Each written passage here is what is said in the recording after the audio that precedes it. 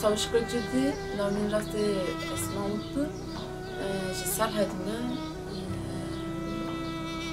Notu bench hadine dayıbını.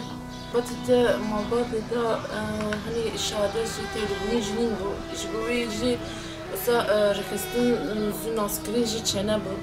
Rastı hani veki malbat kurtun yani veki oha kurt naskerin olsa ha bu ama veki rekestin kirin oha veki Kurdistan ve Dirokha ve Avcı'dan naskerin nin bu.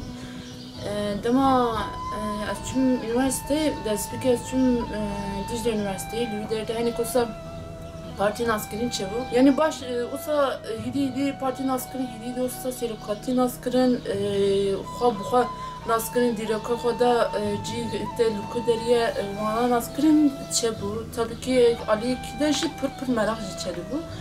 Wan xwa rekestin kirin de osa tevlibuyna miji biz de Gulani 2015 milişin mağır tevlibuyla miji.